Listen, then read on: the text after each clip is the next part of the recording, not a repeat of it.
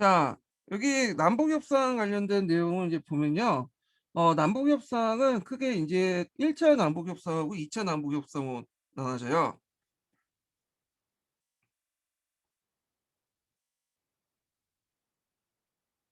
제대로 써야 되네.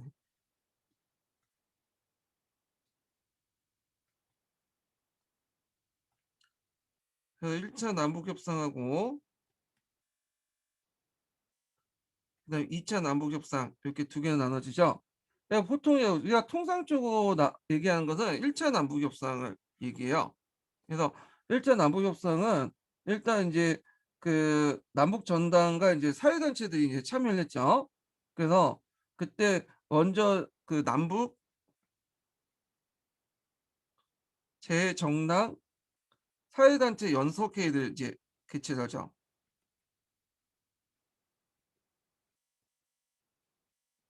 자, 그래서 이제 이렇게 있고 요게 예전에 시험 문제 나왔죠. 남북 제정당 사회단체 연석회의가 이걸 개최하고 나서 그다음에 이제 뭐냐면 그 남북 그 제정당 사회단체 지도 협의회가 개최돼요.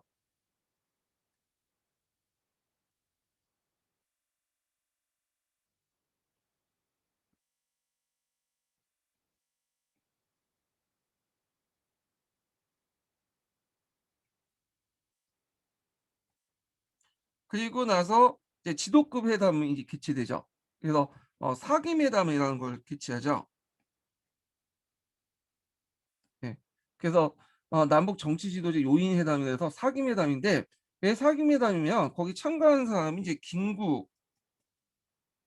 김규식, 그다음에 김일성, 김두봉이야. 그래갖고 이게 네 글자가 다 김시성이기 때문에 이제 사김회담이라고 하는데 예전에 한번 좀 어렵게 나올 때 이거 1차 남북협상 안에서 일어난 남북 재정당 사회단체 연석회의 요게 기출문에 나왔어요. 자, 그러면 한번 읽어볼게요. 자, 여기 보면 김구하고 김규식은 유엔 한국 임시위원단과 접촉하는 과정에서 유엔 감시하에 남북한 총선거와 남북 간 정치협상 방안을 모색했다. 그래서 두 사람은 이제 1948년 2월에 북한의 김두봉과 김일성에게 남북 간 정치 지도자 사이의 정치협상을 제안한 서신을 발송했고요. 그걸 이제 보고 이제 김두봉에게 발송을 했죠. 김두봉이 이제 김구하고 예전부터 친구 사이니까 김대중 보고 김일성에 대해 많으니까 김일성이 좋다. 한번 해보자. 그래가지고 결국에는 이제 북한에 이제 제안하는 형식으로 이렇게 진행이 됐죠. 근데 북한은 김구와 김규식 제안을 받아들이면서 지도자뿐만 아니라 정당 사회단체 대표들이 망라한 연석회를 하자 이렇게 이제 제안을 했고, 자 이러한 제안을 계기로 해서 분단을 막기 위한 남북한의 정치 지도자 회의를 개최해야 한다는 움직임이 구체화되기 시작했다. 그래서 이때 이제 김구가 이제 남북 협상에 참여한다고 하니까 반대도 되게 많았어요. 이거는 이제 뭐냐면 북한의 계략이다. 예. 북한은 이제 이미 북한 정부까지 다 만들어 놨잖아요. 그러니까 얘네들은 뭐 남북한 단일 정부 구성이 그렇게 뭐냐면 그 관심이 없다. 단순히 명분 쌓기에 불과하다. 근데 이제 김구는 이제 그 사실을 알고 있음에도 이제 일단은 역사에 뭔가 좀 남겨야 될 거 아니에요. 그러니까 인제 38 도선을 넘어갔죠. 경고장에서 몰래 빠져나와 가지고 나왔어.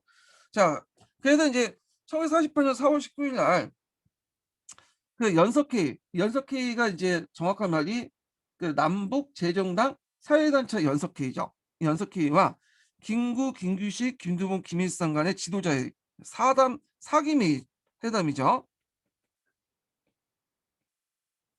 자, 이걸 개최했다. 자, 이 회담에서 남북 간에 각각 분단 정부 수립을 반대한다는 결의서가 채택되었다. 그래서 이제 요때 이제 여기에 이제 했던 내용들 보면 남한의 단독 정부 수립 반대, 남북 간에.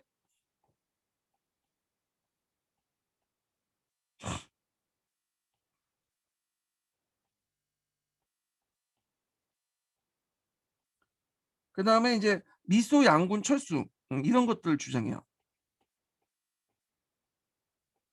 근데 이때 이미 그 남북한이나 다 분단 정부의 어떤 정부 이제 단독 정부 수립 방향이 구체됐기 때문에 일단 이 정부 분단 단독 정부 수립은 막을 수가 없었죠. 자, 그리고 이제 나중에 또 북한에서 2차 남북 협상을 또 만들어 가지고 그 당시에 인제 김구식과 김군을 초빙을 했어요. 예. 좀 2차 남북 협상은 좀 잘 이어지지 않지만 근데 이제 일단은 김구식과 김군은 이미 인제 북한 정권 수립에 반대했고 이미 김일성이 그걸 지킬 마음도 없다 합의 사항을 그렇게 생각했기 때문에 참여 안 했고요. 그래서 2차 남북 협상은 북한을 지지한 사회주의 정당과 단체들만 구성이 돼서 참여했어요. 그래서 보통 이제 남북 협상, 남북 협상하면 1차 남북 협상을 말하는 게 그 이유 때문이죠. 그래서 이제 북한은 이미 1946년 2 월에 북조선 임시인민위원회를 수립한 이후에 사회주의 정책 개혁 같은 것들 통해 공산주의 체제를 확립하기 위한 계획을 진행 중이었다. 결국 분당 정부를 막기 위한 김구와 김규 씨의 노력은 무산되고 말았다. 네. 자, 그 밑에 인제 김구의 3천만 그 동포의 윽고함이라는 건데 요게 예전에 한번 기출 문제 사료에 나왔어요. 그래서 인제 김구가 단독 정부를 이제 참여하기 전에 그러니까 남북 협상에 참여하기 전에 했던 말이죠. 어 그래서 요거 좀 그 한번 봐 두세요. 예. 여기 나왔으니까. 자, 그다음에 분당 정부의 이제 수입해서 인제 좀 볼게요. 자, 1948 년에 5월 11일 날 단독 그 총선거가 일어나죠. 그래서 남한의 국회가 이제 결성이 됐고요. 자, 국회는 7월 7일 날 재헌헌법을 이제 제정하고 이때 이제 이승만 개혁이 되고 이제 참여했기 때문에 김구나 중도파 세력들은 참여하지 않았죠. 이거 이제 국회에서 이제 대통령 선거를 하는 간선제이기 때문에 이때 이제 이승만이 선출됐어요. 그래서 이어서 이제 이승만은 대통령은 내각을 구성하고 8월 15일 날 대한민국 정부를 수립하였다. 자, 대한민국 정부 수립은 1948년 12월 유엔 제3차 총회에서 승인되었다. 그러나 유엔의 대한민국 정부 승인안은 대한민국 정부의 행정부 관할권의 성과가 이런 지역, 그러니까 38도선 이남 지역으로 한정되어 결의되었다. 자, 이때 이제 남한에서 정권이 수립되고 나서 1948년 8월 15일 날 그리고 나서 좀 있다가 이북에서도 1948년 9월 9일 날 조선민주주의 인민공화국이 수립되죠. 예. 이미 이제 북한 같은 경우에는 정권이 수립되고 있었어요. 근데 이제 기다리고 있었던 거죠. 예, 남한이 이제 먼저 수립돼야지 뭔가 정치적 명분이 쓴다. 예. 그래서 남한이 단독 정부를 구성했기 때문에 우리도 어쩔 수 없이 단독 정부를 어 수립한다는 걸 보여주기 위해서 좀 미루고 있었죠. 그래서 이제 8월 15일 그다음 달에 9월 9일 날 이 당시 그 조선 인민위원 최고인민회 대의원성을 거쳐서 수립된 조선민주주의 공화국 인민공화국을 이제 수립하고 수상에는 김일성을 이제 선출했으며 그다음에 소련으로부터 승인을 받았지만 유엔으로부터 정식 정보를 승인받지 못했다. 그러니까 오늘날 따른 미승인 국가 이렇게 보시면 되죠. 가끔씩 이제 그 유튜브 보면 미승인 국가들이 보이더라고요. 그러니까 북한이 그 정도 국가였다. 네, 그 당시는. 그리고 1948년 12월 26일 날 일부 군사 고문단만 남겨둔 채 소련군이 북한을 철수했고 남한의 수도 49년 6월 29일 날 일부 군사 고문단만 잔류한 채 미군이 철수했다. 그래서 이제 소련과 미군이 동시에 철수를 했다. 이렇게 보시면 돼요. 자, 그다음에 이제 대한민국 정부는 미군 정부부터 모든 행정적 권한을 이양받은 후 사회 안정을 위한 여러 정책을 실시했고 그러나 이제 이때 제주도와 여순 순천 지역에서 대규모 소요가 발생을 하게 되죠. 네. 요 사태가. 그래서 이제 요번에 이제 시험 문제 나왔던 것이 여긴데 그래서 이 당시 이제 그 제주도에서 인제 40 제주도에서 사람 사건이 일어나죠. 예. 사상 사건.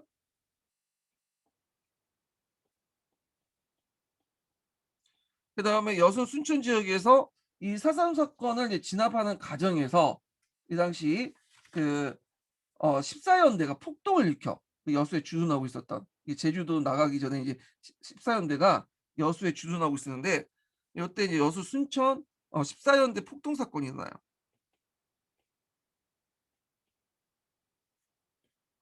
자, 그래 갖고 인제 이렇게 있는데 음 14 연대 폭동 사건이 일어나면서 인제 여러 가지 인제 변화들이 일어났는데요.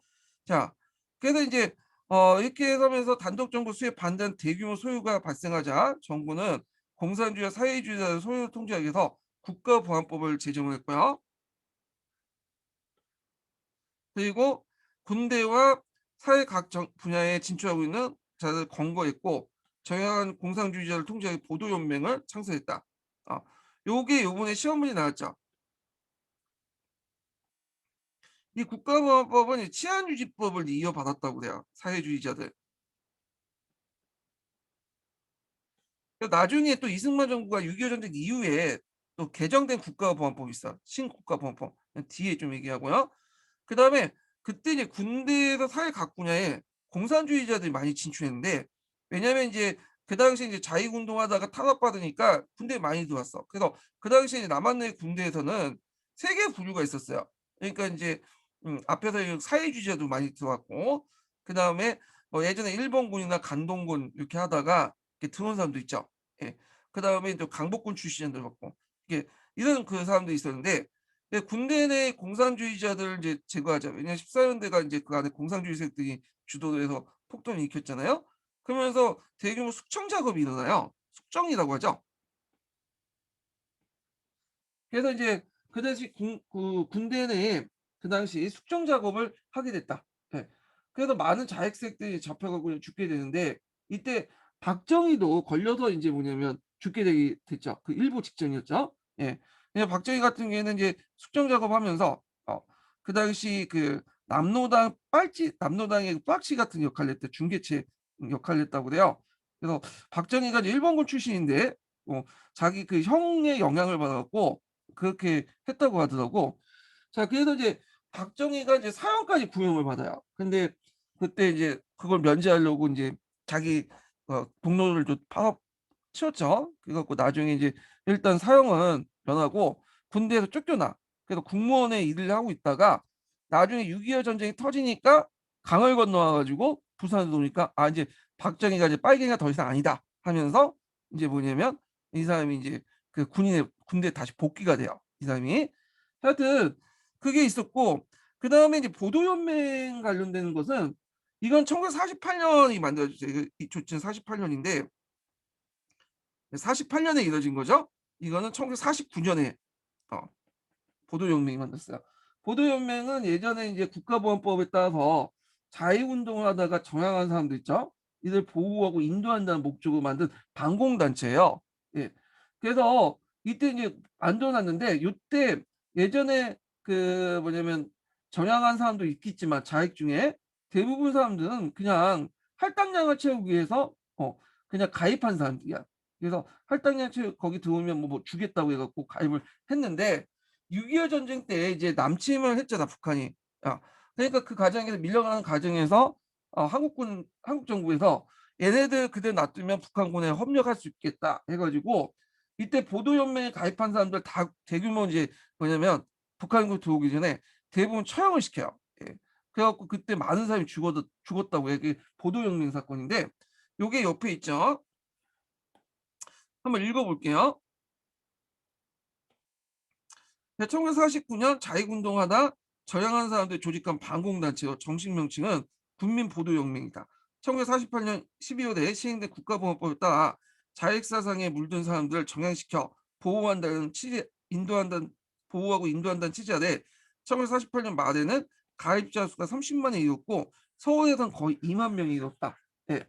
자, 그래서 인제 이 보도연맹 그와 관련된 또 보도연맹 사건 이렇게 기억을 해 두시고, 자 요때 인제 여수 순천 사건에서 이제 쫓겨난 그 자익 군인들은 어디로 갔냐면 저 지휘선으로 들어갔어. 그 빨치산을 조직했죠.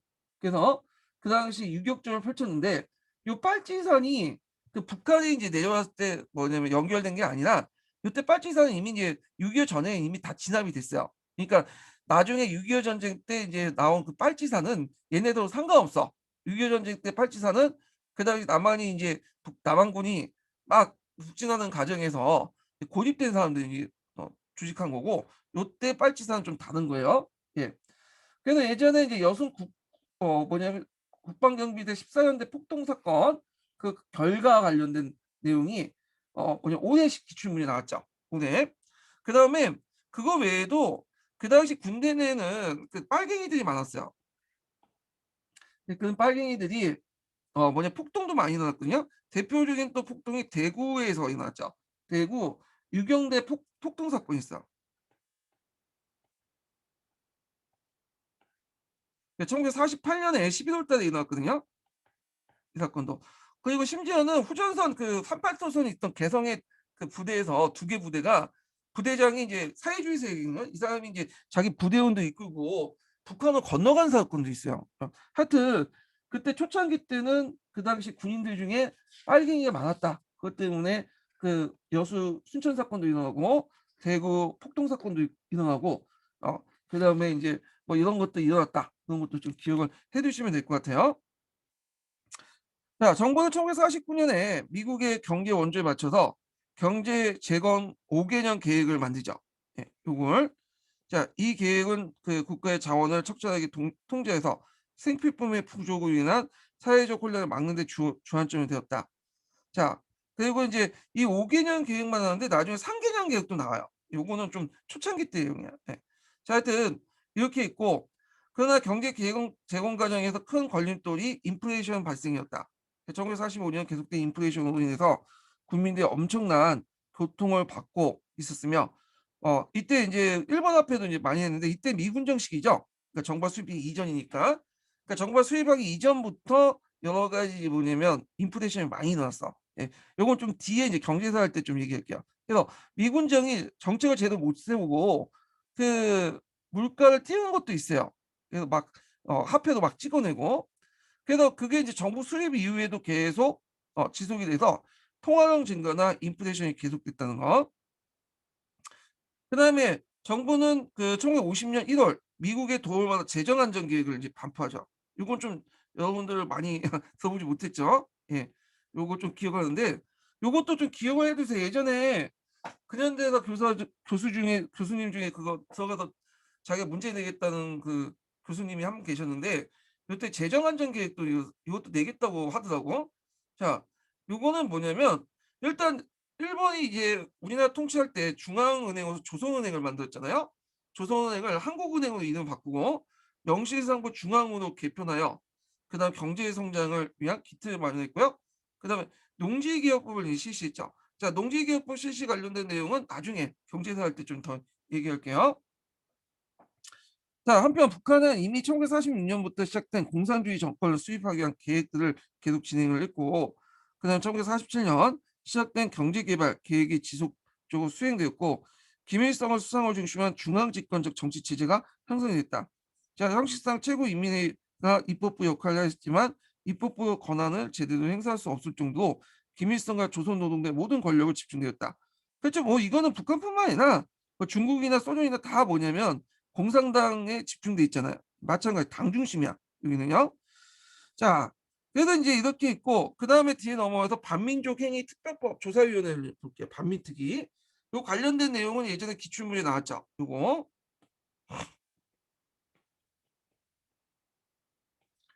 자, 원래 이제 그 반민족 행위 처벌법은 헌법에도 명시돼 있어요. 재헌헌법 101조에 명시돼 있는 거야. 그래서 이제 그 당시 이제 반민족 행위 특별법은 그 금방 만들어졌어요. 이게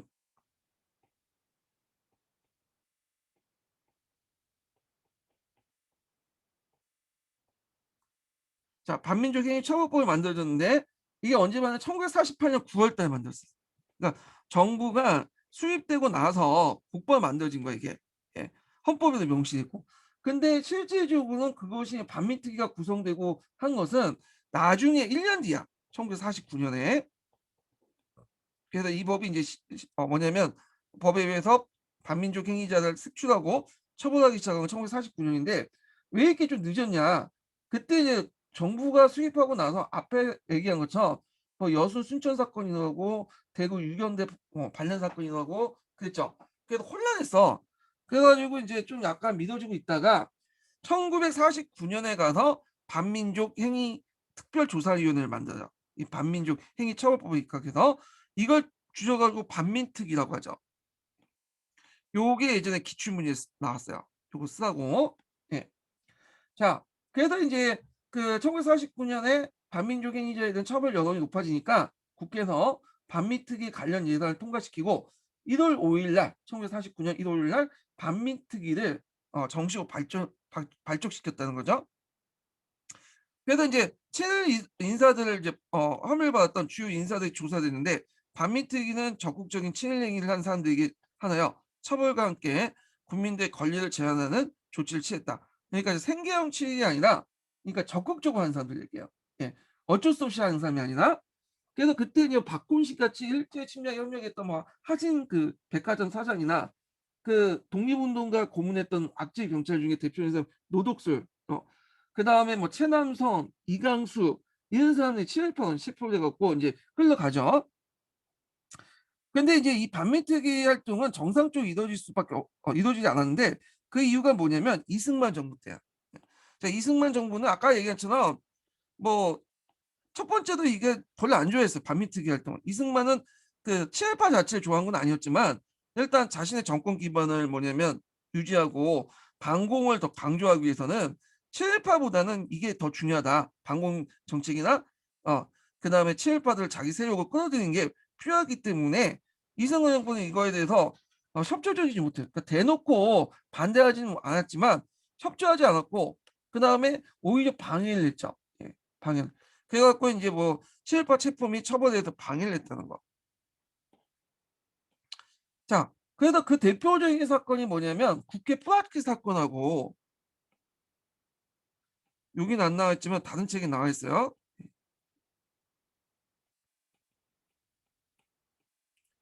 자 그다음에 반민특위 습격 사건이 있죠.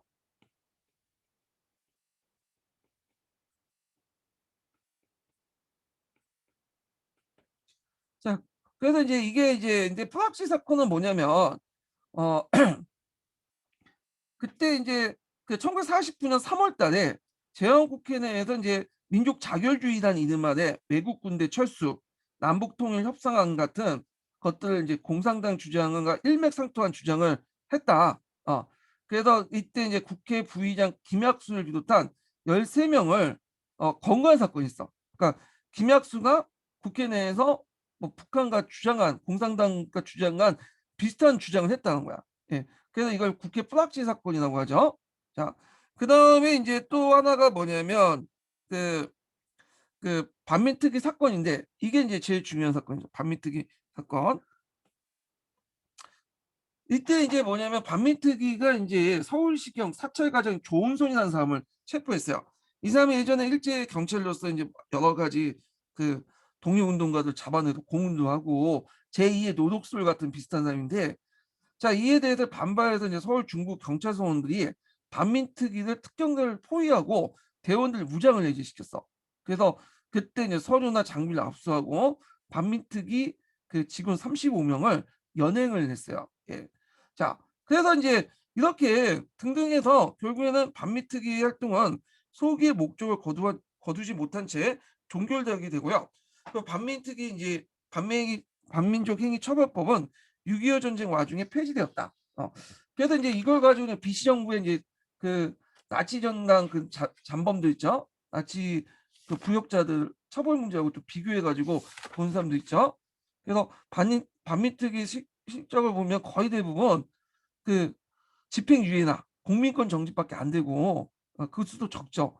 그 징역은 6 건밖에 안 되고 사형도 1 건인데 사형 판결만 했지 사형 집행을 안 했다고 해요. 6.25 전쟁 때 석방을 했대요. 예. 근데 이에 반해 프랑스의 납치 협력자 처벌 문제 비시 정권 때 협력자들은 되게 많다고 했죠.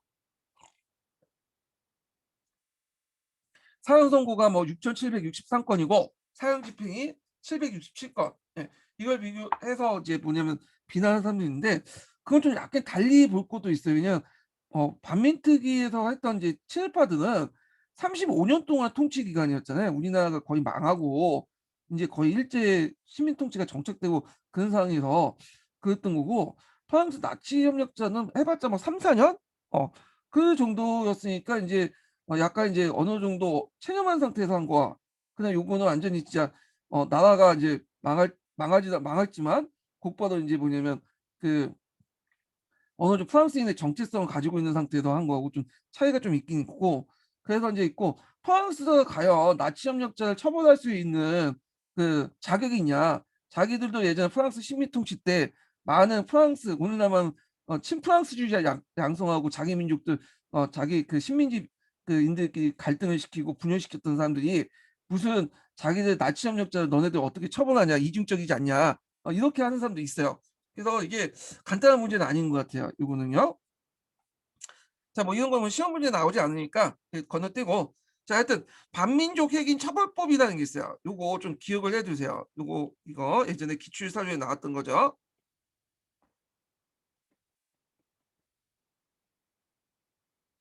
그리고 요 윤치호 일기라고 해 갖고 윤치호 일기 내용이 있거든요. 그래서 인제 그 당시 막 친일파들 비판하니까 이 윤치호가 인제 이에 대해 반박한 내용을 자기 일기에 썼는데, 이 윤치호 일기가 좀 특이한 게 이 사람이 대표는 친일파잖아요. 근데 이제 윤치호 일기가 그 구한말 때부터 주요 사건부터 시작해 가지고 1945 년인가 6 년에 윤치호가 죽었거든요. 그때까지 해 갖고 현대사가 관련된 자료로서는 상당히 중요해. 예. 이 사람이 영어를 되게 잘했는지 영어로 썼어 이건. 한글로 쓴 게 아니라 영어로 썼어. 윤초일기가. 네. 자 그래서 인제 이런 내용도 인제 좀 기억을 해 두시고, 자 그다음에 관련된 내용을 한번 이제 미대인과 해당 교과서에서 한번 볼게요. 자 미대인 보면 239 페이지 보죠.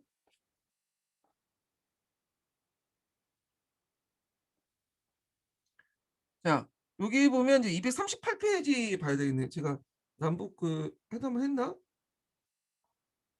그 남북 협상을 안 한 것 같아요. 예. 그래서 여기부터 읽어 볼게요.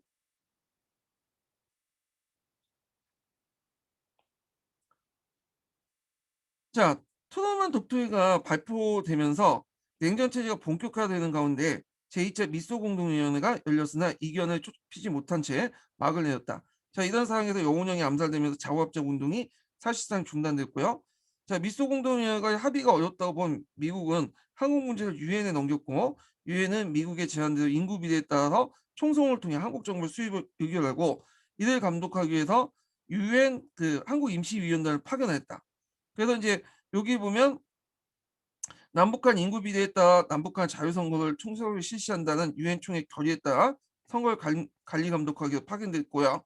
그 9 개국으로 구성됐다고 그러죠.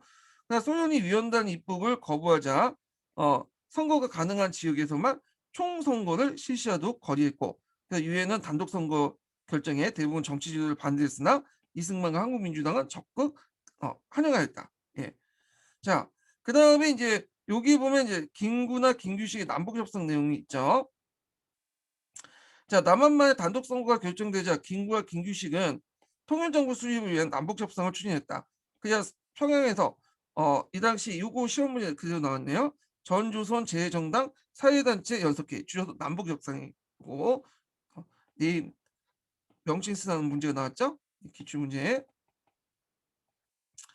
자 그래서 개최되었고, 이 진행 과정에서 김구와 김규식은 김일성과 김두봉과 함께 남한 단독 선거를 반대하는 공동 성명을 발표했다. 그러나 미국과 소련 그리고 이들 등에 업은 남북한이 각각 단독 정부 수립을 추진하는 세력이 있어서 어 통일 정부 수립 운동은 성공하지 못했다. 예. 그래서 이제 북측은 당시 최고 인민 대표자를 선출하는 등 독자적인 정부 수립 운동을 했기 때문에 북측에 이용된 측면도 있죠. 자 결국에는 남한에도 총선거 예정대로 실시됐고 50 단독 선거가 실시됐고, 자 남북 협상을 통일 운동의 첫 걸음을 내디딘 것은 정부 수립 이후에 계속됐지만 김구가 암살되면서 중단됐다. 그러니까 김구는 이제 여러분도 알다시피 안두희가 인제 뭐냐면 암살을 했죠. 예. 그래 갖고 이 김구는 참 불쌍해. 예. 북한 일본한테 암살당한 게 아니라 자기 민족들에게 뭐냐면 암살 2번 당했잖아요. 그래서 한 번은 인제 앞에서 얘기했던 자화합작 운동을 추진하다가 그때 이제 중국 관내에서 그 운동을 하다가 암살 한번 당했고, 예. 그다음에 요번에 이제 김구가 이제 안두희에게 또 2번째 암살했죠. 그래서 안두희는 김구를 암살한 후에 종신형 선고받고 석 달 뒤에 풀려났다고 그래요. 예. 그래 갖고 인제 했는데 나중에 인제 96 년인가? 96 년에 이제 그때 부천에 있었던 뭐냐면 택시기사가 그 정의봉 같은 거 있죠. 정의봉이라는 그 봉을 들고 그 중풍을 안고 있는 그 앓고 있는 안두이를 집에 가서 그냥 몽둥이 패서 죽였다고 하죠. 예. 그래서 이 사람은 한 2년 3년 살다가 나온 걸로 알고 있어요, 제가. 예. 자, 그다음에 인제 그 밑에 이제 남북협상 공동선언 그 내용 좀 기억을 해 두시고요. 그래서 "남과 북에는 외국 군대를 즉시 철수해야 된다." 예. 그리고 "남북 정당 사회단체 협의를 소지해서 임시정부를 수립하여 총선거를 통해 입법기관을 설치한 다음에 헌법을 이제 통일정부를 수립하고 남한 내에 단독 정부를 반대한다." 뭐 이런 것들이 인제 있고요. 그다음 3천만 동포들의 읍관 요거 기출 사료에 나왔으니까 꼭 봐 주시라고 했죠. 여긴 간단하게 돼 있기 때문에 한번 읽어 볼게요. 자, 마음속의 38선을 무너지고 야, 땅 위의 38토선도 철폐될 수 있다. 나는 통일된 조국을 건설하려다가 38선을 베고 쓰러지는 중 일신의 구차함 안위에 의해서 어 일신의 구차한 안위를 위해서 단독 정부 수립하는 데 협력하지 않겠다. 뭐 이 내용이고, 자, 그다음에 단독 정부 수립에 반대하는 무장 봉기가 일어난다 해 갖고 예전에 한번 시험 문제 나왔던 것이 4.3 사건이 나왔어요. 4.3 사건. 이 4.3 사건은 그 미군정 때 일어난 거야. 일단 이거는 그게 이제 있다가 계속 남한 정부까지 연결돼 있던 그 사건인데, 요게 한번 시험 문제 나왔죠. 요 4.3 사건. 그래서 미군정 때죠. 1947년 3월 1일 기점으로 1948년에 4월 3일 무장대가 봉기한 이래 1954년 9월 20일 제주도가 발생까지 94년 5월 9일 20일까지 제주도에서 발생한 무력 충돌과 진압 과정에서 수많은 주민들이 희생된 사건이죠. 자, 요 제주도의 이제 4.3 사건은 왜 시작됐냐면 이때 이제 3.1절 기념 행사 때야. 그때 이제 단독 선거를 반대하는 그 시위를 하고 있었는데 이때 이제 경찰들이 진압하는 과정에서 시위를 구경했던 사람들까지 다 죽였어요. 예. 그러니까 인제 사상자가 발생되니까 좀 주민들이 항의 시위를 하고, 그리고 이제 시위자 검거하는 과정에서 수많은 일반민들이 체포되니까 주민들의 반감이 더 높아졌죠. 자, 이런 분위기 속에서 인제 뭐냐면 제주도의 자익 세력들, 남로당이죠. 남로당 세력과 일부 주민들이 단독 선거 지지와 어 단독 저지죠. 예. 단독 선거 저지와 통일정부 수립을 내세우면서 무장 봉기를 하게 되죠. 그래서 원래는 자연 발생적인 어떤 봉기였어요. 근데 거기에 남로당이 개입되면서 인제 뭐냐면 좀 제주도 전역으로 확대된 그 봉기죠. 자, 그래 갖고 인제 그 외에도 인제 이 제주도 상황이 그 당시 별로 안 좋았어요. 왜 안 좋았냐? 그때 인제 그 극우 세력들이 제주도에 많이 건너왔거든요. 그 세력들이 서북청년단이었어. 많이 들어봤을 거예요. 몇 년 전인가 10년 전인가 그 예전에 정신없는 사람들이 서북청년단을 다시 복귀시킨다고 막 활동을 하고 그 어 뉴 활동했다고 뉴스에 나왔는데, 이 서북청년단은 어떤 단체냐면 극우 테러 단체예요. 예. 그래서 서북은 지금 평안도 있죠. 그 평안도에 살고 있었던 인제 뭐 지주의 자식들로 구성됐는데, 이때 김일성이 인제 등장하면서 그 당시 토지 개혁을 했잖아요. 그러다 보니까 이제 많은 지주들이 땅을 뺏겼죠. 그래서 이제 지주들이 당연히 불만을 느낄 수밖에 없겠죠. 근데 이제 김일성은 이 지주들이 불만을 받고서는 포르투기에 이 지주들을 다 남으로 보냈어요. 보내고 나네 그 가는 걸 막지도 않았죠. 자, 그래서 인제 얘네들이 인제 남으로 들어왔으니 당연히 이들 눈에는 인제 공산주의자들이 별로 안 좋을 거 아니에요. 그리고 자기 땅도 뺏기고 하니까. 그래서 이 지주의 자식들이 구성된 건 서북청년단이고, 그래서 이 서북청년단이 제주도까지 와 가지고 행패를 많이 불렸어. 행패를. 어 거기다가 경찰이나 공무원들 분패가 많았어요. 자, 이때 인제 경찰은 미군정 안에 이제 경찰과 공무원들이죠. 얘네들이 인제 뭐냐면 월급을 별로 못 받으니까 뭐 여러 가지 부정부패도 이렇게 되게 심했고, 그러니까 이런 것들이 인제 뭐냐면 겹쳐 가지고 폭동이 일어난 거야. 자, 그때 이제 많은 사람들이 이제 죽었다고 하죠. 미군정부터 해 가지고 이제 미군정의 진압부터 후에 인제 우리나라 정부가 등장하면서 계속 진압하면서 많은 제주도민이 희생이 됐고, 그래서 "한날 한시에 많은 사람이 죽었기 때문에 제사날도 똑같은 사람이 많다." 이런 말도 있어요. 그래 갖고 이제 정부에서 인제 1999 년에 무슨 법을 만들었냐면 제주 4.3 사건 이제 관련돼서 진상 규명 및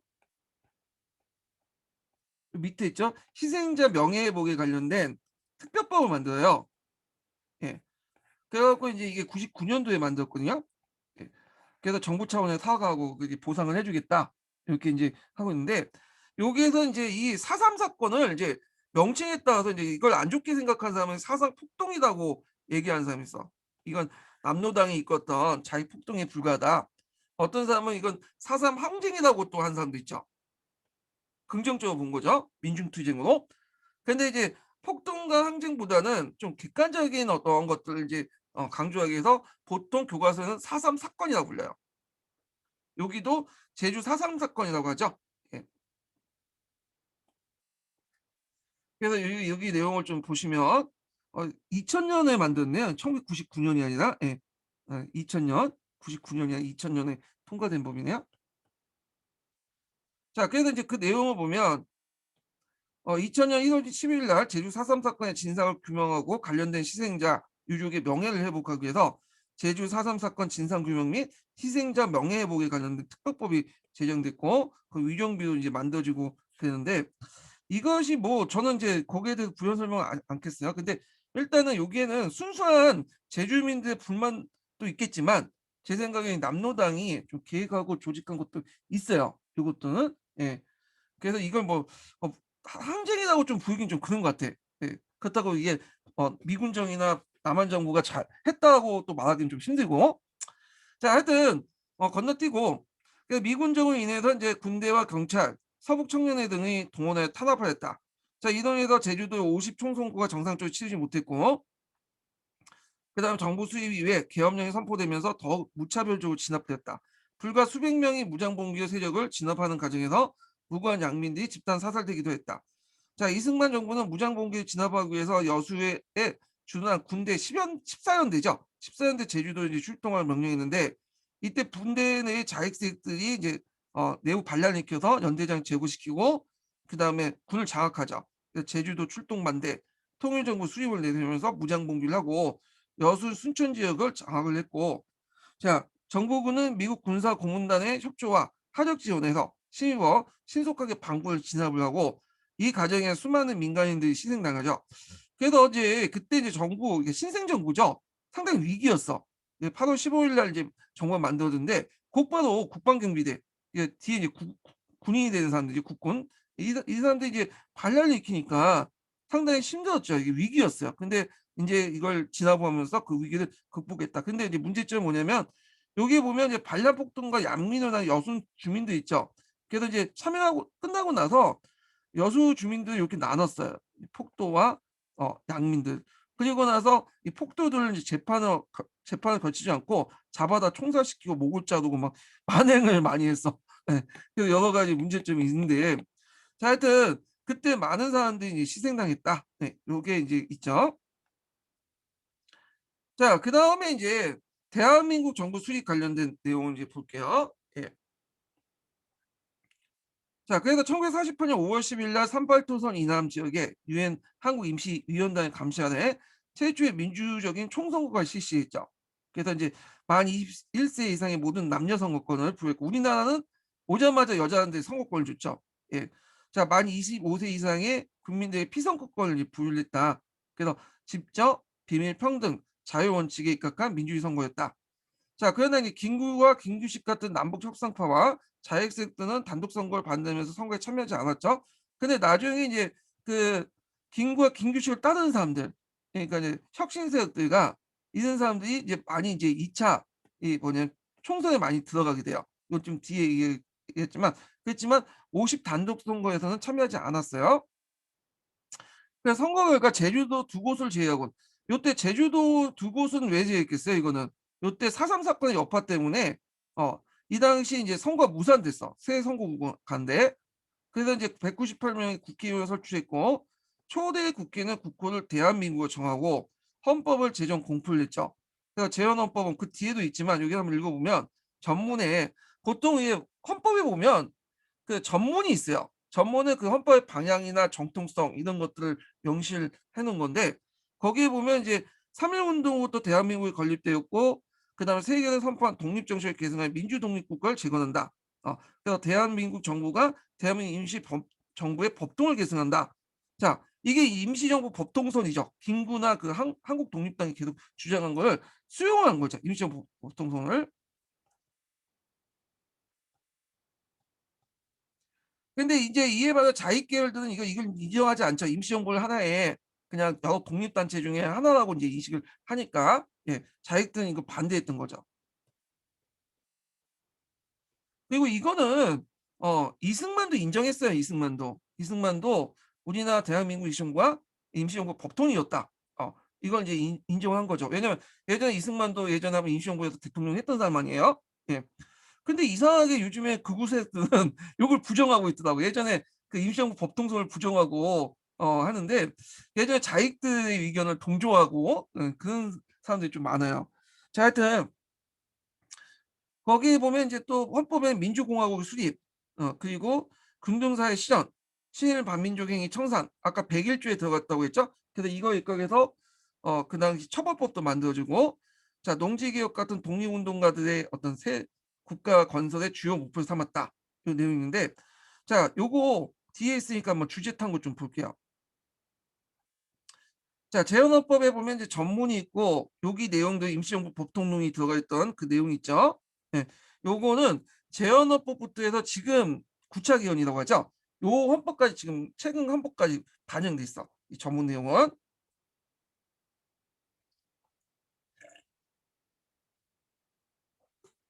그래서 그 논안책 그 논안 이렇게 친 부분 있죠. 요거. 그리고 나중에 4.19가 또 들어가죠. 4.19가. 그래서 이제 대한민국 정부 수립 후에 첫 간부에 대한민국 30년이라고 발행 시기를 포기하면서 이때 이제 3.1 운동에서 대한민국 임시정부 1919년으로 보고 있죠. 그러니까 48년은 정부가 만들어진 거고 건국한 시기는 1919년에 됐다. 이렇게 이제 했죠. 그래서 이러한 인식은 3.1 운동은 대한민국 건립됐으면 청명한 재헌 전문의 바탕을 둔 것이다. 근데 이걸 부정한 사람들은 1945년 8월 15일을 건국전이라고 하면서 이걸 이제 부정하죠. 건국은 1945년 48년 8월 15일 날 했다. 임시정부가 아니라 이거는 임시정부 부정하는 거야. 임시정부는. 예. 그래서 재헌헌법 전문에는 대한민국 임시정부의 법통을 계승과 더불어 독립정신을 계승하여 민주독립 국가를 재건한다고 명시함으로써 독립운동가들의 꿈꾼 나라를 건설하는 의지를 표명하였다. 그래서 그 밑에 재헌헌법 조항이 있으니까 이렇게 좀 보시면 될 것 같고요. 그래서 대한민국 민주공화국이고 대한민국 주권은 국민에 있고 모든 권력 국민으로 나온다. 요거 많이 예전에 이제 많이 읊어댔잖아요. 시위할 때. 예. 자, 그래도 이제 이런 내용도 있고 거기 이제 대부분 대표적으로 민주공화국을 첨언하고 1조, 2조, 뭐 금융경제 이런 것들 내세우고 의무교육 조항 같은 것들을 담고 있죠. 그리고 그 101조에 보면 이제 이 헌법을 제정한 국회는 당기 427년 4278년 8월 15일 날 이전의 악질적인 반민족 행위에 대한 특별법을 제정할 수 있다. 그래서 이거에 입각해서 특별법이 만들어진 거야. 요건요. 자, 그다음에 뒤에 넘어가서 친일 반민족 행위자 청산이 좌절되다. 이렇게 볼게요. 자, 강복 위원이 신민지 잔재를 청산하고 친일 반민족 행위를 처단하여 사회 정의를 바로 세우는 일이 국민 대다수가 요구한 시대적 과제였다. 하지만 미군정은 질서 유지를 명분으로 일제 협력한 관료들, 경찰들을 그대로 기용하는 등 반민족 행위자 처벌을 가로막았다. 자, 재헌국회는 반민족 행위 처벌법을 제정하고 그다음 국회 직속의 반민족 행위 특별조사위원회 반민특위를 구성하였다. 자, 반민특위는 반민족 행위를 강범위하게 조사해 사법처를 나섰다. 자, 그러나 이승만 정부는 반공을 앞세워 친일 반민족 행위 청산을 방해했고 대표적으로 이제 반민특위를 견제하는 특별담화를 뭐냐면 발표했고 국회 반민족 행위 처벌법 개정을 요구했고요. 그 다음에 이제 반민특위가 일제 경찰 앞 악명도 노독소를 검거하자 자익 반란 분자의 방해를 살인과 방화를 저지르는 상황에서 경험 있는 경찰을 마구 잡아들인다고 내용의 특별 담화를 발표했다. 경찰이 반민특위를 습격하는 사건이 있었죠. 이걸 6.16 사건이라고 6.16 사건. 그래서 이제 이 당시 그 앞에서 언급한 것처럼 그 경찰 친위 간부를 조은선이가 그 사람을 이제 체포하려니까 그 당시 이제 서울 중부서 건설서에서 경찰들이 반민특위 특경대를 무장해제하고 위원들 대거 연행하는 사건이 일어나죠. 그다음에 공산당과 내통했던 혐의로 반민특위 그 소속 국회의원을 구속을 했는데 이게 이제 국회 프락치 사건이라고 하죠. 네. 그래서 김약성 같은 사람들이 이제 거기에 소속돼 있던 의원들이 그 당시 공산당과 예, 북한 공산당과 비슷한 주장을 한다. 평화통일 이런 것들 한다 해가지고 구속을 시켰죠. 자, 결국에는 이렇게 반민특위 사건과 그다음 국회 프락치 사건 등등을 조작을 해서 결국에는 반민특위가 그 역할을 해체하지 못하고 역할을 다하지 못한 채 해체되고 그다음에 이제 1.7 반민족 행위 청사는 과제는 뒤로 미뤄졌다. 이렇게 보시면 돼요. 그래서 반민특위 피습 사건 요 관련된 내용 한번 보시면 되고 보시 보면 되고 그 밑에 이제 반민족 행위자 처벌 사항이 있는데 프랑스 나치 협력자 처벌하고 좀 비교해 볼 수가 있죠. 예. 자, 그다음에 이제 볼 게 뭐냐면 해난 교과서 볼게요. 해난 교과서 239 페이지 펴 보세요.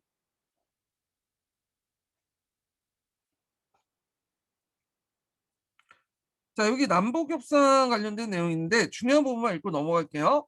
요 앞에서 이제 유엔 문제, 한국 문제, 유엔 문제 이제 상정했고 그다음에 이제 여기 보면 인구 비례에 대한 총선거를 실시했고 한국 임시위원회를 구성했지만 그 당시 북한이 반대했기 때문에 결국에는 남한만의 이제 뭐냐 단독 정부 이렇게 해갖고 이제 선거를 하게 됐죠. 그리고 그 당시 김구와 김규식이 이제 뭐냐면 중심을 했고 남북 협상을 이제 방을 모색을 하고 결국에는 남북 협상을 하게 되는데 결국엔 실패했죠. 예. 그래서 김구일에게 3.8 토론 건너가서 했지만 남북 협상은 실패됐다. 요 내용이 있고 자, 그다음에 이제 여기에서 보면 이제 그 앞에서 그 관련된 내용도 있으니까 이거 읽어보시고 4.3 사건 좀 볼게요. 자, 제주도는 일제 강점기 때 항일운동을 전개하면서 사회주의 사상이 많이 퍼졌고 따라서 미군정이 들어선 후에도 인민위원회 세력이 강하게 존재하고 있었다. 미군정도 제주도 인민위와 협조적으로 행정을 실시하고 있었다.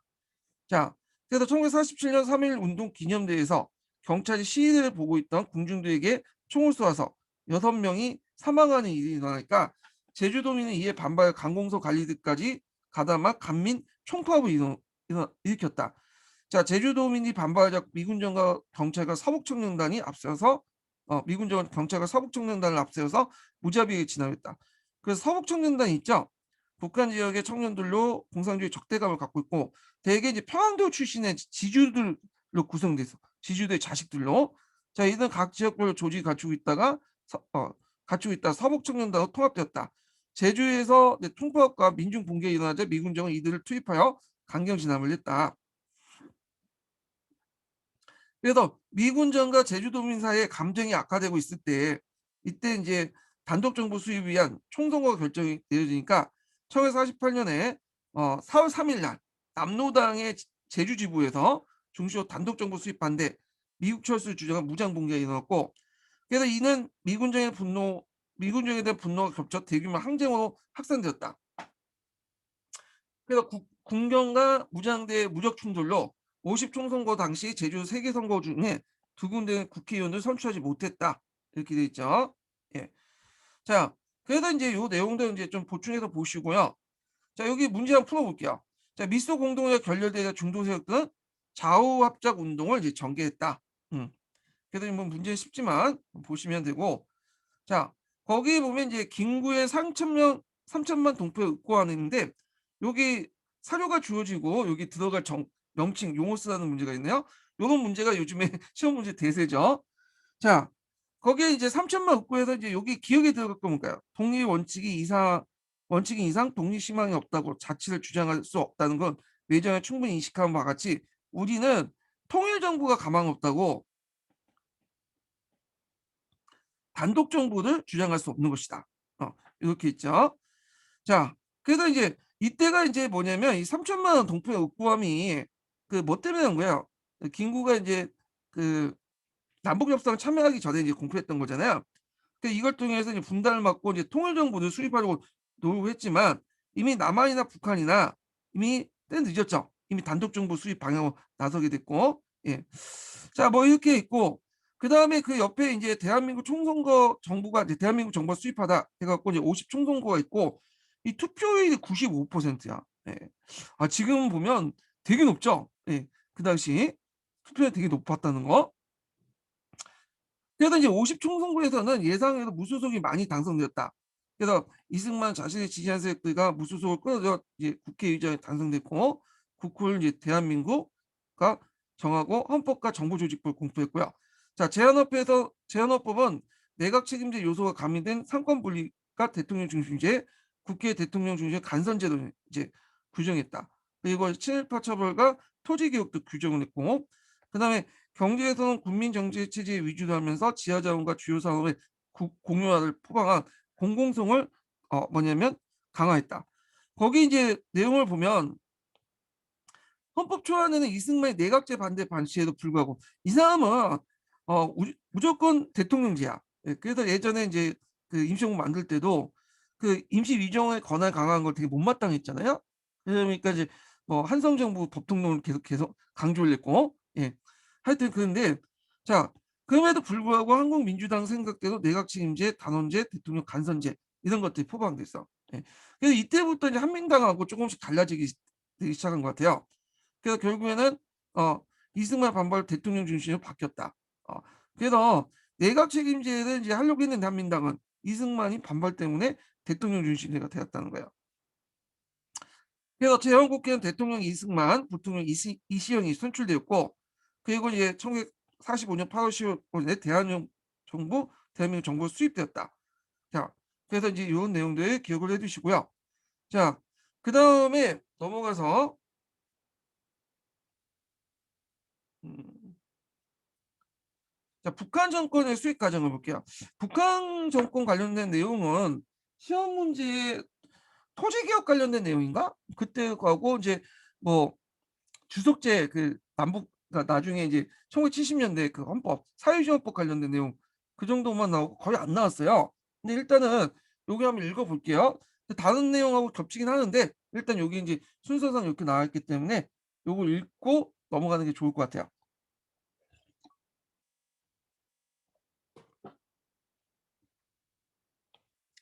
자, 강복을 맞아서 북한 지역의 주민들로 새로운 국가 건설을 위해 노력했다. 소련군 초기에는 좌우 세력의 균형을 유지할 수 있도록 했으나 점점 좌파를 지원했다. 자, 그 다음에 이제 1946년에 이후에 김일성을 부위원장, 김두봉을 부위원장으로 해서 북조선 임시인민위원회를 해가 만들어졌고요. 자, 그래서 이제 여기 보면 인민위원회가 있죠.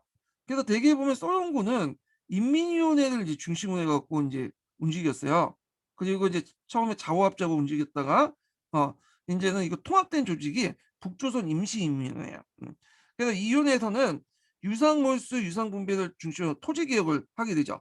요게 예전에 시험 문제 나왔죠. 남한의 토지 개혁과 비교해서 남한의 토지 개혁은 유상몰수 유상분배죠. 근데 북한의 토지 개혁은 무상몰수 무상분배야. 예, 요거 한번 볼게요. 자, 이 토지 개혁인데 뭐 북한이라든지 중국이라든지 소련의 이런 토지 개혁은 특징이 있어. 이거는 소유권을 주는 게 아니에요. 경작권을 주는 거야. 예, 만료는 이게 뭐냐 소유권이라고 하지만 실제로 경작권이야. 포면사고는 소유권이라고 하지만 실제로 경작권을 지급한 거야. 그러다 보니까 소유권의 제일 중요한 게 뭐예요? 매매, 소작, 저당 이런 것들이잖아요. 이런 것들이 금지돼 있어요. 이게 예. 그래갖고 이제 국가 소유지만 여기에서 경작권을 줬다. 음. 그래서 이제 환물세를 이제 부과를 했고요. 그 내용을 볼게요. 자, 북조선 임시인민위원회는 북조선의 농민대표대회를 거쳐서 무상몰수, 무상분배 원칙을 하고, 그다음 5정보 이상의 소작경을 한 사람을 지주계획으로 간주하고, 여기에서 이제 좀 남한해하고 비교해 볼 수 있는데, 남한은 3정보 이상 정도 가지고 있으면 대지주죠. 얘들 바탕으로 해서 토지 개혁을 했잖아요. 여기는 5정보는 중소지주야.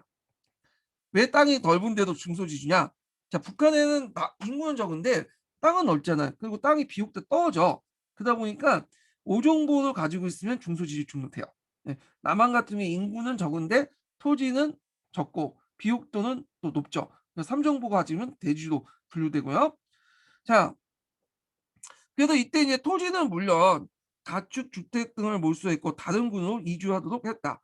자, 토지 개혁 후에 이제 농민은 국가 생산량의 25, 27%에 해당하는 양국을 헌물세로 납부했다. 예, 이렇게 있고요.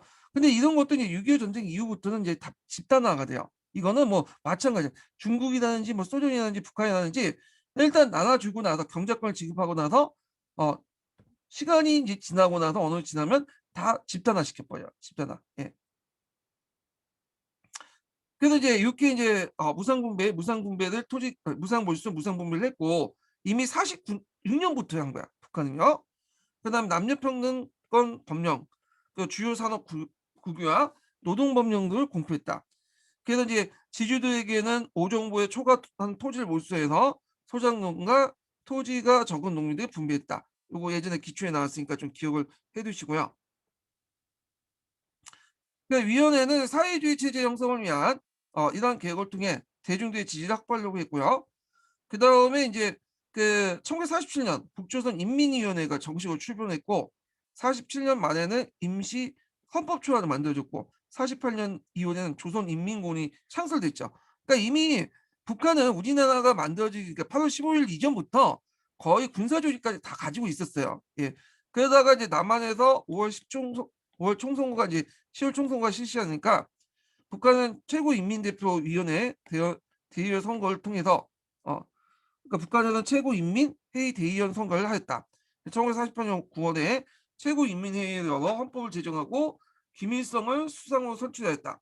그리고 이어서 9월 9일날 내각을 구성하고 조선인민공화국 수립을 선포하면서 북한 정권이 탄생되었다. 이렇게 보시면 돼요.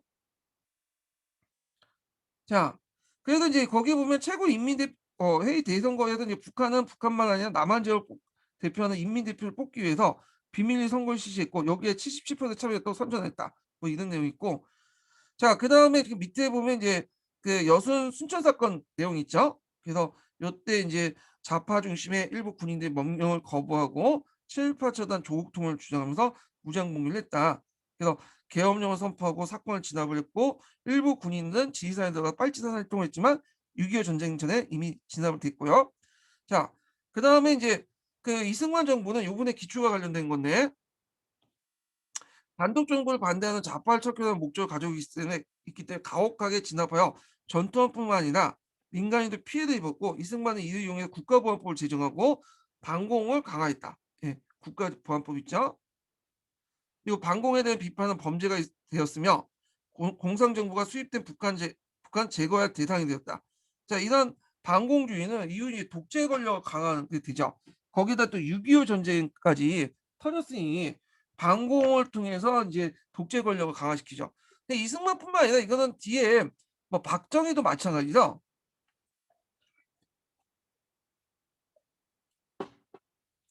자, 그다음에 남과 북의 정부가 수입되자 한반도에선 주둔하고 있는 미군과 소련군은 철수했고 자 이승만과 김일성은 각자 집권 체제를 강화하는 과정에서 무력 통일을 주장하면서 서로 부정했다. 그래서 김일성 같은 이승만은 이제 뭐냐 북진 통일론을 주장을 하잖아요.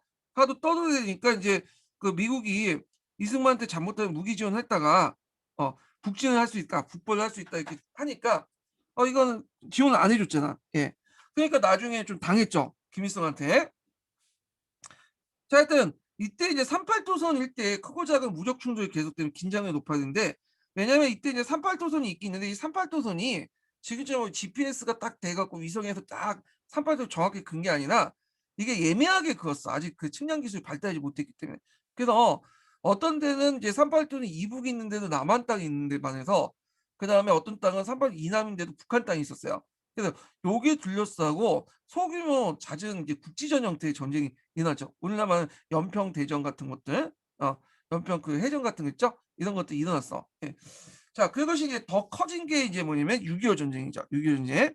그러니까 이걸 가지고 인제 뭐냐면 북한이나 남한이나 다 예전부터 전쟁을 하고 있었다. 이렇게 말하면 좀 힘들어요. 근데 이거는 국지전이고 전면적으로 좀 다른 거죠. 이 6.25 전쟁은 좀 다른 거예요, 이거는요. 그러니까 6.25 전쟁을 일으킨 거는 북한이죠, 북한. 예, 남침한 거고. 자, 그다음에 인제 재헌헌법에 나타나는 모습은 어떤 것인가? 뭐 근데 비슷한 내용이니까 한번 읽어 보세요. 요거는요. 예. 여기. 근데 여기에는 이제 좀 눈여겨볼 게 인제 국민 경제 형태 기본에서 할 때 주요 사업을 국영제 또는 공영제를 했다. 약간 상준주의와 비슷한 내용이 있죠. 민주주의 민주사회주의 요소도 들어가 있다. 예. 요런 내용도 좀 같이 기억을 해 두시고요. 자, 빈칸에 들어갈 내용을 써 보자. 여기 보면 자, 여기 뭐뭐의 결과로 구성된 국회에서 재헌헌법이 제정됐다. 50 총선거죠. 그래서 재헌헌법의 법령에 따라서 1948년 8월 15일 대한민국 정부가 수립됐고요. 자, 북한 지역에서는 최고인민회의를 열어 가지고 그 당시 헌법을 제정했고 조선민주주의 인민공화국이 수립됐다는 거. 그다음에 이제 재헌 그 50 총선거의 구성 보면 자, 여기에서 이제 한민당하고 대한독립촉선국민회의가 있죠. 예. 요건 좀 기억을 해 두세요. 요 한민당하고 대한촉선국민회는 이승만의 초창기 때 정권 기반이에요. 예, 정권 기반. 물론 이제 나중에 이제 한민당하고 갈등이 이제 일어나 갖고 한민당은 쫓겨나죠. 이제 야당으로 바뀌고 이때는 자유당으로 나중에 바뀌긴 하지만 초기 때는 한민당과 대한독립촉선국민회가 이승만의 초기 뭐냐면 정권 기반이었고 이게 예전에 기출문제 나왔어요. 그리고 여기에 이제 들어갈 게 뭘까요? 앞에서 이제 읽은 것처럼 뭐가 많았다고 했죠? 무소속이 많았죠. 무소속. 음. 그래서 무소속이 많기 때문에 요게 인제 뭐냐면 이승만 쪽으로 이렇게 많이 포섭됐다고 했죠. 예. 그다음에 뭐 대동청년단이니 조선민주청년단은 대부분 인제 뭐 이승만 따까리 기간이고 막 이렇게 인제 보시면 될 것 같아요. 근데 이제 나중에 2대 총선에 들어가면 이제 참여하지 않았던 이제 중간파들 그러니까 이제 중도파들 있죠? 어 중도파들이나 김구 계열 이런 사람들이 막 들어가게 돼. 그래서 인제 어 나중에 이제 국회에서는 그 사람들이 많아지니까 더 이상 국회에서 대통령 선거를 못 하죠. 대통령 선거를 통해서 당선을 못 하니까 이제 직선제로 바꾸려고 하죠. 이건 뒷부분에 좀 얘기를 하고요. 자, 그래서 인제 있고 그다음에 87조 한번 내용을 읽어 볼게요. 여기 가령 문제가 있네요. 87조 보면 중요한 운수나 통신, 금융, 보험, 전기, 수도, 가스 및 공공성을 가진 기업은 국용 또한 뭐다 여기 공영기관이어야 된다. 공영. 예. 그 공사 같은 거 있죠. 우리 보면 그 한전 같은 거 운영하잖아요. 예. 자, 공용한다. 공공 필수에 의해서 사용을 특허하거나 또는 그 특허를 취소하면 법령에 정하는 바에 의해서 항한다. 대외무역은 국가의 통제 아래 있다. 뭐 이렇게 있고. 그래서 이제 위자료 창구에서 헌법 제정헌법 당시에 제헌헌법 당시 경제 정책 방향을 보는데 자본주의를 바탕으로 하겠지만 사회 민주주의 요소도 있다. 주요 산업의 공유화 같은 건 사회 민주주의 요소도 있다. 이렇게 보시면 될 것 같아요. 그다음 다음 장 넘어가면 이제 그 반민족행위 특별조사위원회 그래 갖고 반민특위가 있죠. 그래서 요 반민특위는 인제 그 내용을 아까쯤 했던 거니까 각자 읽어 보세요. 여기는요. 그리고 요게 좀 내 국회 뿌락치 사건만 좀 읽어 볼게요. 국회 뿌락치 사건. 국회의원들 간첩 형의 김약수 같은 사람은 이제 뭐냐면 북한과 비슷한 주장을 했다 해서 체포해서 기소한 사건인데 이들 위원들 중에 친일파 척결에 앞장선 인물이 많았다. 예. 이런 내용이 있고 그다음에 그 밑에 인제 내용들 보면 이거는 뭐 각자 읽어 보세요. 예. 자, 그래서 인제 요렇게 해서 한번 좀 봤고 그다음에 6.25 전쟁을 좀 볼게요. 6.25 전쟁. 음. 자, 이 6.25 전쟁은 그 중요성에 비해서 시험 문제 안 나오더라고 잘. 그래서 그냥 한능검이라든지 뭐 수능이나 이런 데서는 자주 언급됐기 때문에 일단 뭐 6.25 전쟁을 좀 보긴 하죠. 자, 6.25 전쟁의 배경은 뭐 여러 가지가 있겠죠. 일단은 그 당시 인제 북한의 군사력 강화 이런 것도 있고 그다음에 인제 그 소련이 인제 스탈린이 북한을 지원하겠다는 이런 내용도 있고 어 중국도 인제 전쟁 나면 조선인민군을 인제 뭐 중국도 이제 조선인민군을 편입시켰죠. 예. 뭐 등등 더 여러 가지가 있는데 요거 뭐 시험 문제 안 나올 것 같으니까 건너뛸게요. 예. 자, 그러면 한번 읽어 볼게요. 6.25 전쟁의 전야. 예. 1948년 대한민국 수입되지만 사회 안정은 쉽게 이루어지지 않았다. 특히 1948년 10월에 전라남도 여수군과 순천에서 일어난 한국군 내부의 공산주의자들 반란 사건, 예, 이 대표적인 예라고 할 수 있다. 자, 이 사건 이후에 남한에선 공산당들이 빨치산 활동이 시작됐으며, 그때 이제 그 전라도의 여수, 순천에 일어났던 사람들이 자녀 군대들이 빨치산 활동을 했다고 했죠. 국가는 이들의 활동을 지원했다. 한편 주한미군의 철수를 쯤하여 38도선 부근에 그 당시 남한과 북한 사이의 충돌이 자주 발생을 했다.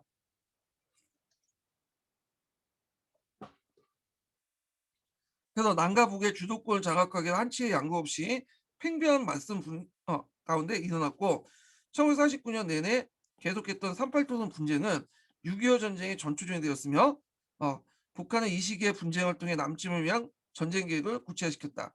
그래서 1950년대 들어오면서 분쟁이 잦아들기 시작했다. 또 이 시기 때 남한에서 활동했던 빨치산들이 거의 다 토벌됐으며 그러니까 우리가 생각하는 그 6.25 전쟁 때 빨치산하고 요구 빨치산은 거리가 먼다고 했어요. 예. 자, 38도선에 일어났던 분쟁은 거의 소멸됐다. 마치 폭풍에 앞둔 고요함을 연상시켰다. 예. 그러니까 북한 공산정권의 전쟁 준비. 그래갖고 이제 뭐 1940분은 국가를 건국하고 나서 그다음에 군대 조직을 정비하는 내용들이 쭉 나오는데 소련으로부터 많은 이제 지원을 받았죠. 탱크 T-34. 예. 그 T-34는 여러분도 많이 들어보셨을까? 안 들어보신 분도 있나요? 예.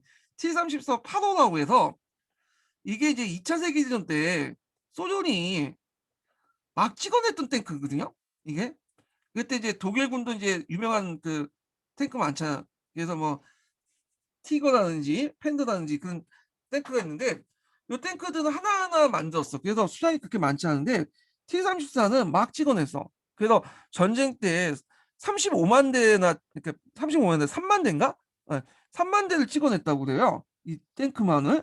그래갖고 이제 있는데 원래 대포 구경이 75인데 좀 크게 만들어서 85. 그래서 새로운 신형 탱크 이 탱크를 거의 200대 넘게 북한에 지원을 해줬어요. 거기에다 자체 라이센스를 가지고 북한에서 만든 것도 있고 근데 우리나라에서는 탱크가 없었죠. 미국이 그 지원을 안 해줬잖아. 이승만 같은 경우에 이제 북진 통일로만 주장을 하니까 탱크 지원하면 안 된다. 그리고 뭐 한국은 산악 지형이 많기 때문에 탱크는 맞지 않다. 뭐 이렇게 주장하면서 고작 뭐 지원해 주는 게 장갑차 정도 몇 대? 요 정도만 지원을 했죠. 자, 그래서 이제 그 가운데 또 중국에서 보면 이제 중국 공산당과 같이 싸웠던 사람들 있죠. 조선 우용대, 조선 우용군. 이들이 한 5만 명이 이렇게 들어왔어. 또 북한군으로. 그러다 보니까 얘네들이 이제 또 이제 뭐냐 백정 노장 아니에요. 그러다 보니까 짬밥이 높죠. 경력도 있고. 그러니까 이제 나중에 6.25 전쟁이 일어날 때 이들이 선봉부대가 됐어요. 자, 그래서 이제 이런 등등 해가지고 이제 준비를 하고 있었죠. 그래서 김일성도 이제 사전에 이제 스탈린 형님 만나가지고 뭐냐면 또 승인을 받고 자 그래갖고 이제 있다가 이제 딱 눈치를 보다가 에치슨 아인이 이제 공포하죠. 이건 뒤에 좀 얘기할 텐데 결국에는 이제 보고 미국도 참여할 의사가 없구나. 전쟁에 나도 그러면서 이제 뭐냐 에치슨 아인 듣고 전쟁에 참여하기 시작해요. 예. 자 그래서 이제 일단은 전쟁이 이제 시작되죠. 이 내용이 자, 북한은 전쟁 개시 직전에 남한에 그 당시 평화 통일을 위한 제의를 하였고 남북한 국회 통합을 통해서 통일 정부를 수립하고자 했다. 자, 이거는 전쟁 직전에서 남한의 민족주의를 동요시키기 위한 정치적 평화 공세였다. 대한민국 정부는 이러한 북한 제의를 거부하고 결국에는 북한이 전쟁을 개시했다. 예. 그래서 그 밑에는 이제 그 남한이 이제 그 북한이 남침했다는 그런 이제 대표적인 증거로서 김일성과 스탈린의 대화록이 있죠. 이게 나중에 밝혀져요. 예. 그래서 이제 이때부터는 예전에는 뭐 여러 개 있었어. 그 6.25 전쟁 바라보는 관점에서 그 남한하고 미국이 뭐냐면 연합해 갖고 북침을 했다는 그 말도 안 되는 관점도 있었고 그다음에 이제 그 스탈린이 뭐냐 주도했고 공격을 했다 이렇게 하는 관점도 있는데 근데 이런 문서가 이제 뭐냐면 그 밝혀지면서 나중에 이제 김일성이 주도했고 스탈린이 거기에 동조했다라는 게 공식화되죠. 그래서 이 북한 그 6.25 전쟁을 본 관점이 정통주의 관점, 뭐 신정통주의, 신수정주의 그다음에 그 신정통주의, 신수정주의 절충하고 뭐 프랑스 커뮤니스트 관점 등등이 있는데 요걸 다 하면 골치 아프고 시험 문제 안 나올 것 같으니까 건너뛸게요. 하여튼 이런 게 있구나 하고 넘어가시면 돼요. 그냥 자 6.25 전쟁의 경과는 이제 여러분 다 알고 있을 테니까 그냥 건너뛸게요. 이거 뭐 시험 문제 나오기에는 좀 그럴 것 같아요. 여기는 네. 그럼 각자 읽어보세요. 자 후전 과정만 좀 볼게요. 요 뒤에 자, 전선이 38도서 부근에 고착되면서 이제 전쟁이 끝나기 위한 준비가 시작됐다. 그래서 소련은 유엔에 후전을 공식적으로 제의했고 이 제의는 유엔군과 공산군이 받아들이면서 1951년 7월 10일 날 개성에서 후전회담이 시작됐다. 개성에서 후전회담을 한 게 좀 잘못이었어. 원래 이 개성은 38도 이남이어서 우리 땅이었잖아. 근데 휴전회담을 개성을 하다 보니까 개성이 북한 땅으로 고착화돼 버린 거야. 예. 좀 안타까운데 그래서 개성하다가 개성 휴전회담을 하다가 이제 좀 뒤에 판문점 옮겼죠. 문산부에 판문점으로. 자 그래서 인제 이렇게 했는데 문제는 인제 제일 문제가 됐던 게 뭐냐면 이게 2년 동안 넘는 기간을 했어요. 그러니까 전쟁을 1년 동안 했고 2년 동안 기간은 되게 양 쌍방이 그 후전선 부근에서 대치를 하면서 어 산악전 고지전을 하고 있었어요. 예. 왜냐면 한 채 땅을라도 뺏기 위해서. 그때 많은 사람이 죽었어. 좀 안타깝죠. 왜냐면 후전화되만 하면 일단 전쟁 끝난 멈춘 상태에서 해야 되는데 고지전이 이뤄지는 가운데서 막 했단 말이야. 거기에 제일 문제가 됐던 것이 포로 교환 때문에 양측의 포로 교환. 원래 제네바 그 회담에 따라서 포로 교환은 뭐냐면 각국에 돌아가는 거야. 자기 뭐냐면 소속된 국가에 돌아가는 게 원칙이거든요. 근데 이거는 좀 약간 특수성이 있잖아, 6.25 전쟁은. 왜냐면 6.25 전쟁 과정에서 양쪽에서 그 뭐냐면 군대를 어 사용하는 게 있어요. 예를 들어서 뭐 공산당군이 군군을 잡아 갖고 그 공산당으로 이렇게 편입시켜 갖고 인민군 편입시켜 갖고 인제 사용한 것도 있고 남한에 이제 침입하면서 남한 젊은이들을 인민군에 편입시킨 것도 있잖아요. 자 그러니까 이걸 어떻게 하냐. 그리고 또 북한군이 또 공산 측에서 포로 숫자를 또 축소 반포 하고 막 등등 해 가지고 그래 갖고 인제 이걸 어떻게 할 것이냐. 그러면 만약에 그 공산포로들 같은 경우에는 대부분 그 안 들어가려는 반공포로도 상당히 많이 있거든요. 그래서 결국에는 어떻게 하냐면 제네바 결정에 따라서 그게 하는 게 아니라 어떤 식으로 자유의지에 따라서 소환을 하자. 이렇게 해서 결론을 했죠. 요 과정에서.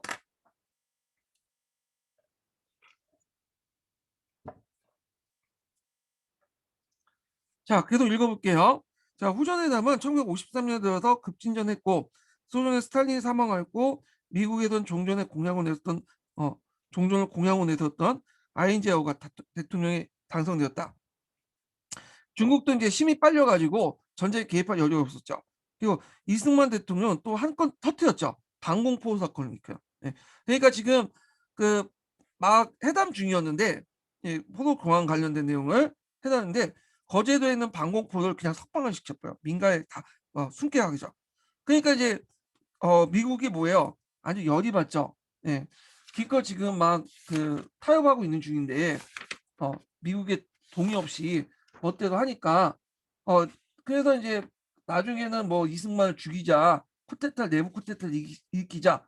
그래 갖고 인제 했는데 결국에는 이승만이 또 외교의 단인아니에요. 그래서 "우리가 이제 방해를 하지 않을 테니까 딜을 하자." 해 가지고 그때 맺어진 게 뭐냐면 뒤에도 있지만 한미 상호 방호 조약이야.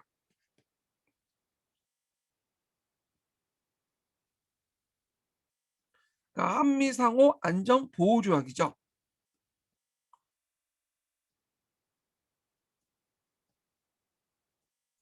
그래서 미국이 이제 우리나라를 만약에 침략을 받을 경우에 도와준다고 아예 문서도 딱 공식화 도장을 찍어 버린 거야. 그리고 미국의 군대 주둔권을 이제 하게 되고 이게 상당히 의미가 있어. 예. 미군이 우리나라에 주둔하면서 이 우리나라는 나름대로 경제 발전을 했다고 보시면 돼요.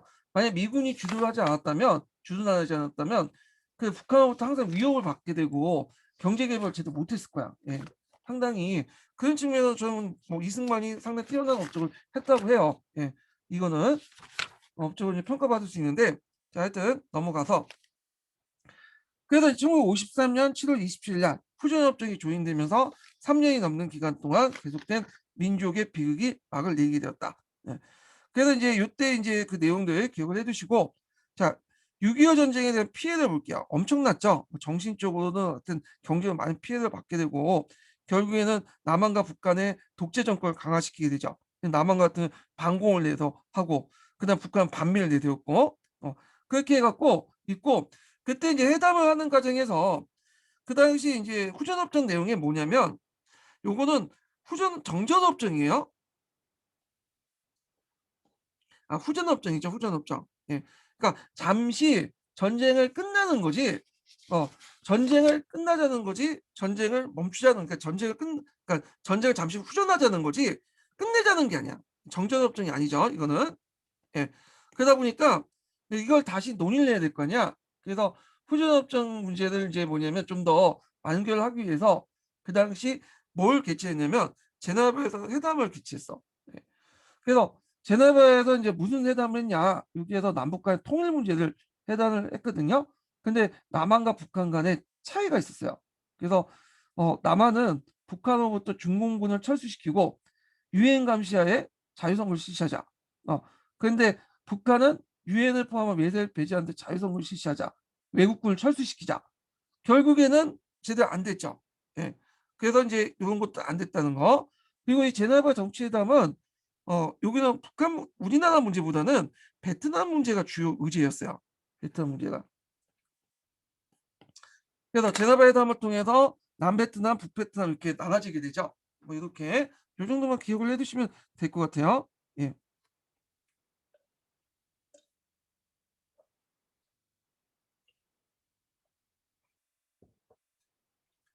자 그다음에 넘어가서 인제 미래행 교과서 관련된 6.25 전쟁 내용인데 요거는 좀 쉬었다 할까요? 예.